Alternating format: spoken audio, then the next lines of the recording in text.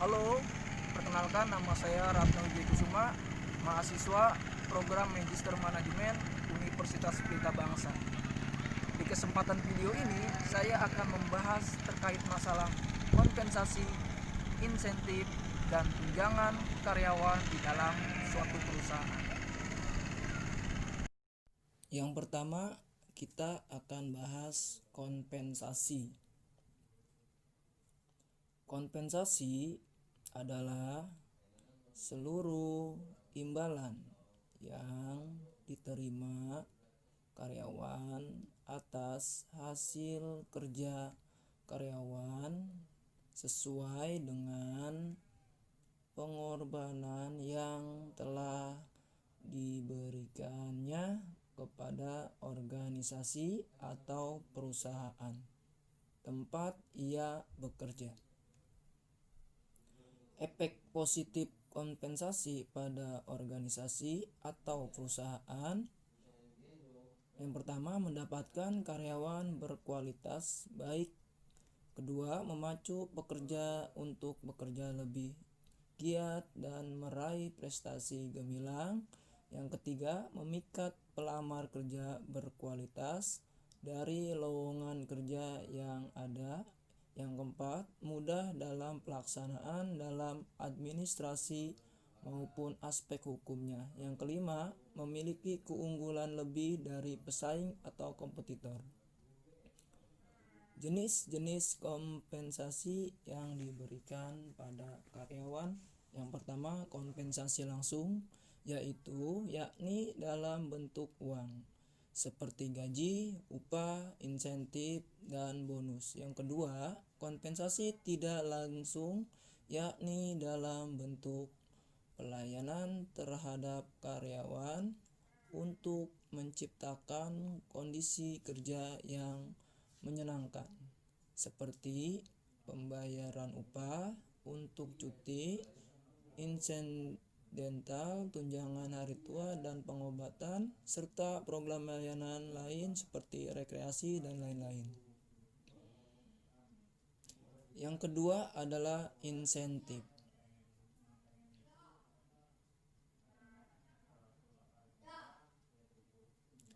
Menurut Eji Rahman, Ranupan Jojo, dan Suat Husnan, insentif adalah pengupahan yang memberikan imbalan yang berbeda karena memang prestasi yang berbeda. Dua orang yang dengan jabatan yang sama dapat menerima insentif yang berbeda karena bergantung pada prestasi. Insentif adalah suatu bentuk dorongan finansial kepada karyawan sebagai balas jasa perusahaan kepada karyawan atas prestasi karyawan tersebut. Insentif merupakan sejumlah uang yang ditambahkan pada upah dasar yang diberikan perusahaan kepada karyawan.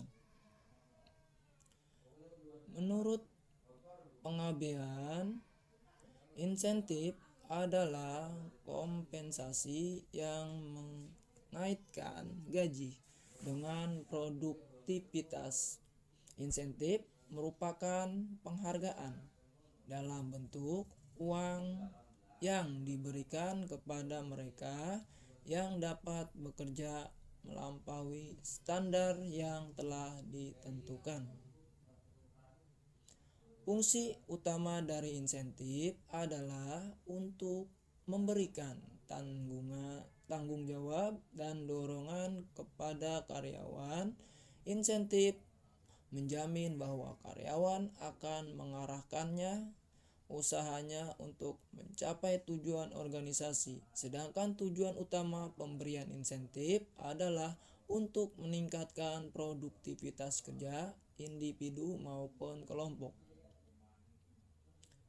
Secara lebih spesifik, tujuan pemberi insentif dapat dibedakan dua golongan, yaitu yang pertama, bagi perusahaan bekerja lebih bersemangat dan cepat. Yang kedua, bekerja lebih disiplin. Yang ketiga, bekerja lebih kreatif.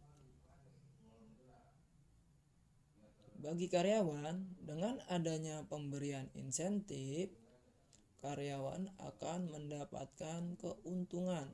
Yang pertama, standar prestasi dapat diukur secara kuantitatif. 2. Standar prestasi di atas dapat digunakan sebagai dasar pemberian balas jasa yang diukur dalam bentuk uang. Yang ketiga, karyawan harus lebih giat agar dapat menerima uang lebih besar.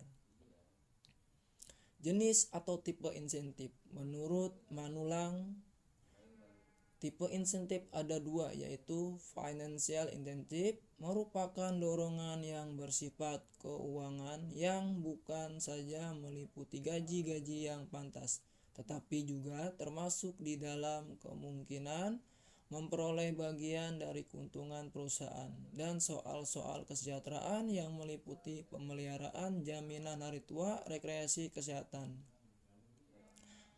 Non-financial insentif ada dua elemen utama dari non-financial insentif, yaitu keadaan pekerjaan yang memuaskan yang meliputi tempat kerja, jam kerja, tugas, dan rekan kerja. 2. Sikap pimpinan terhadap keinginan masing-masing karyawan seperti jaminan pekerjaan, promosi, keluhan-keluhan, hiburan-hiburan, dan hubungan dengan atasan. Yang terakhir adalah tunjangan.